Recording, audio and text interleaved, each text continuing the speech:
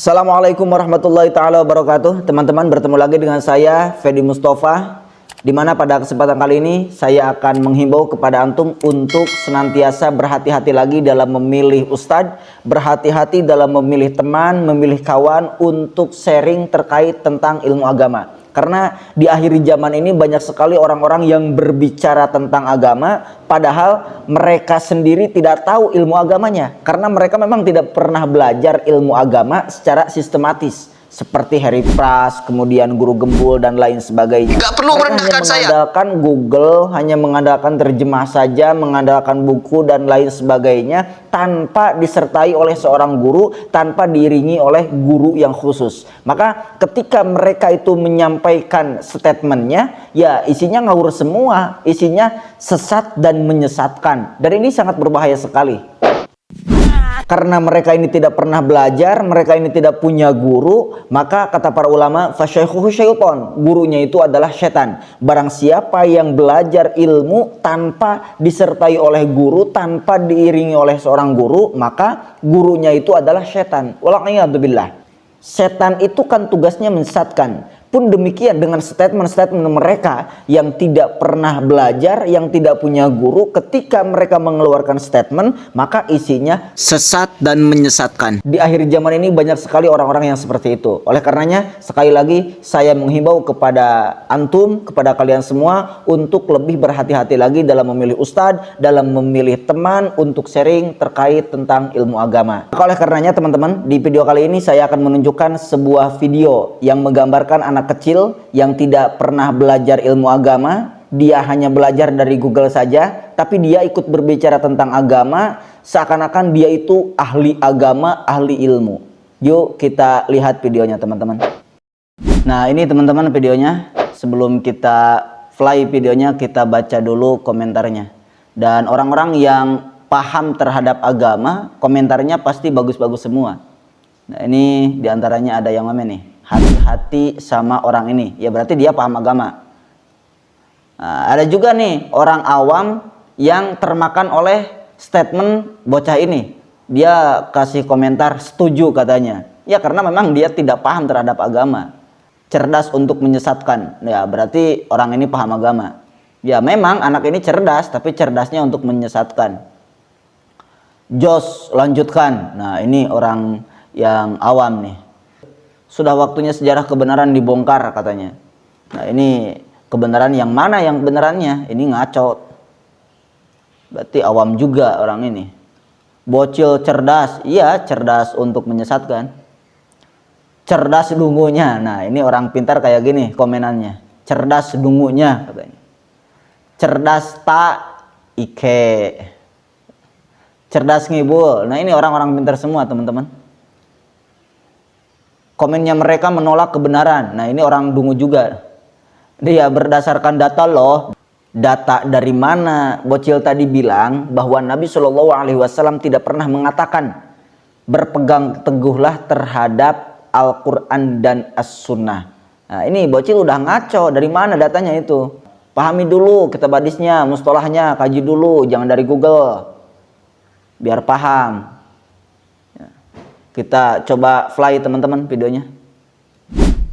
3 dongeng ulama yang dibenarkan oleh umat muslim. Yang pertama, Nabi Muhammad tidak pernah mengatakan berpegang kepada Al-Quran dan Sunnah, karena hadis ini statusnya mursal, perawinya terputus. Sehingga 245 juta penduduk di Indonesia tertipu karena dongengnya. Tuh, ini udah ngaco banget teman-teman. Hati-hati dengan orang-orang yang seperti ini. Macam Harry Pras, Guru Gembul, orang ini. Ini harus hati-hati banget. Nanti antum ikut tersesat juga. Nah itulah teman-teman statement dari si bocil tadi. Agak lucu juga sebenarnya sih. Dia tidak pernah ngaji ilmu agama, tidak pernah mondok, tapi dia seakan-akan paling tahu terhadap ilmu agama. Seakan-akan paling tahu terhadap ilmu hadis. Oke teman-teman, supaya tidak terlalu banyak makan waktu, kita lanjut saja ke video tanggapan daripada Gus Swapi. Simak baik-baik. Assalamualaikum warahmatullahi wabarakatuh. Al-Fakir Abdul Wafi akan menanggapi sebuah video anak kecil yang hanya bisa membaca hadis melalui terjemahan via Google, tetapi sudah berani menentang sebuah hadis yang masyhur. Katanya dia beragama Al-Mahdi, Al-Bai'ah Lillah, dan sepertinya sebuah cabang dari pemahaman Syiah. Oke, tadi dia mengatakan bahwa hadis dari Rasulullah Sallallahu Alaihi Wasallam, taraktu fikum amroini lan tadillu ma tamassaktum bihima, bahwa Rasulullah meninggalkan dua perkara dan kalian tidak akan tersesat ketika berpegang teguh kepada dua perkara tersebut. Yang pertama Al-Quran, yang kedua adalah sunnah Rasulullah Sallallahu Alaihi Wasallam. Dia mengatakan bahwa termasuk dongeng ulama untuk mempercayai hadis ini. Dan hadis itu termasuk hadis mursal, kata dia. Padahal dia tidak akan pernah tahu istilah mursal kalau tidak belajar kitab para ulama. Karena para ulama lah yang menciptakan, yang membuat namanya ilmu hadis. Ada ilmu riwayat, ada ilmu riwayat. Dijadikan satu kitab namanya kitab Mustalahul Hadis. Misalnya kitab Al-Manhalul Latif karya Sayyid Muhammad bin Alawi Al-Maliki, atau kitab-kitab hadis yang lain. Kita bisa tahu istilah mursal, istilah sahih, istilah muallak, istilah mu'dhal. Ya tahunya dari para ulama, yang mengkaji itu, gitu loh. Bagaimana kemudian dia mengatakan itu adalah sebuah dongeng ulama, padahal istilahnya saja dia tahunya dari ulama. Ini kan geblek namanya. Itu yang pertama. Yang kedua, lalu dia mengatakan bahwa kalau hadis mursal berarti ya tidak bisa dijadikan hujjah. Itu kata siapa? Para ulama itu membahas yang namanya hadis mursal itu begini, teman-teman. Seharusnya hadis itu kan dari Rasulullah turun ke bawah sahabat, turun ke bawah tabi'in namanya. Nah, seharusnya ketika tabi'in meriwayatkan itu harus dapat dari sahabat, sahabat dapat dari Rasulullah. Nah, ketika ada sebuah hadis tabi'in menyampaikan langsung dari Rasulullah tanpa melalui jalur sahabat, itu namanya mursal. Apakah kemudian hadis mursal langsung ditolak? La yuhtajju bihi, tidak bisa dijadikan hujah misalnya? Oh tidak. Di semua kitab-kitab ilmu hadis, kata para ulama, bisa dijadikan hujah hadis mursal itu meskipun dari tabi'in langsung kepada Rasulullah tanpa melalui jalur para sahabat, bisa. Tetapi syaratnya orang yang meriwayatkan hadis mursal harus thiqoh.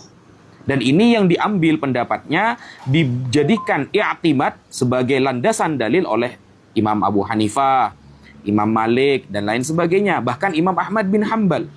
Dan Imam Syafi'i dan beberapa para ulama yang lain memberikan syarat. Hadis mursal bisa digunakan sebagai hujjah ketika tidak bertentangan dengan rawi-rawi yang awthaq minhu, yang lebih fiqh daripada dia. Dan ketika diriwayatkan oleh kibarut tabi'in, para pembesar ulama tabi'in. Nah, itu ada di semua kitab-kitab hadis. Dia tahu istilah mursal saja dari para ulama. Gimana mau mengatakan para ulama ini sedang berdongeng? Ini kan geblek. Misalnya, kita buka di dalam kitab At-Tamhid yang ditulis oleh Al-Imam Ibnu Abdil Bar. Di dalam kitab itu disebutkan.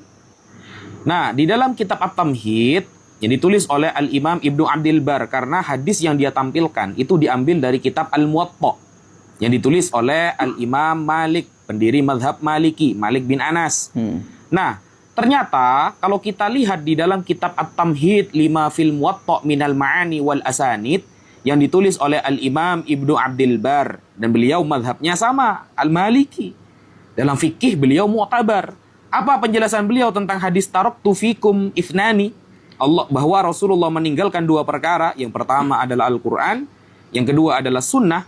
Beliau mengatakan, wa hadza aidan mahfudun ma'rufun masyhurun 'anin nabi sallallahu alaihi wasallam inda ahlil ilmi syuhratan yakadu yustaghna biha 'anil isnad. Hadis ini adalah hadis yang terjaga, hadis yang telah diketahui, hadis yang masyhur langsung dari Rasulullah Sallallahu Alaihi Wasallam. Masyhurnya menurut siapa? Menurut para ahli ilmu, para ulama. Jadi hadis ini sangat masyhur kata para ulama. Saking dari masyhurnya sampai terhadap derajat syuhratan yakadu yustaghna biha anil isnad. Saking dari masyhurnya hadis ini sampai kemasyhurannya itu tidak butuh sanad untuk menyebutkannya. Jadi kalau ada ulama menyampaikan hadis ini, tidak perlu disebutkan sanadnya. Kenapa? Saking dari masyhurnya. Waruwiya fi dzalika min akhbaril ahaditsu min ahadithi Abi Hurairah wa Amr bin Auf. Dan bahkan hadis yang senada dengan hadis ini, yang menguatkan dengan hadis ini, ada dari jalur sahabat Abu Hurairah dan ada juga dari jalur Amr bin Auf. Misalnya, kita sampaikan hadis, haddatsana Abdurrahman bin Marwan, qala haddatsana Ahmad bin Sulaiman al-Baghdadi, qala haddatsana al-Baghawi, qala haddatsana Dawud bin Amr al-Dabbi, qala haddatsana Salih bin Musa at-Talhi, qala haddatsana Abdul Aziz bin Rufai' an Abi Salih an Abi Hurairah. Nah, ini jalurnya dari sahabat Abu Hurairah. Langsung, jadi bukan mursal ini. Langsung ketemu sahabat dengan Rasulullah. Qala Rasulullah sallallahu alaihi wasallam.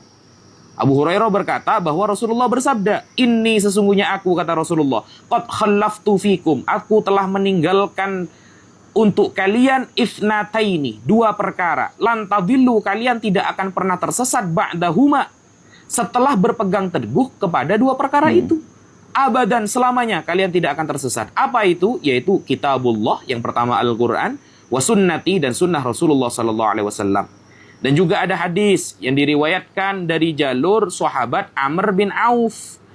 Wa haddatsana Abdurrahman bin Yahya qala haddatsana Ahmad bin Sa'id qala haddatsana Muhammad bin Ibrahim ad-Daibali atau ad-Dibali qala haddatsana Ali bin Zaid al-Faraidi qala haddatsana al-Hunaini an Katsir bin Abdullah bin Amr bin Auf an abihi, dari ayahnya Amr bin Auf.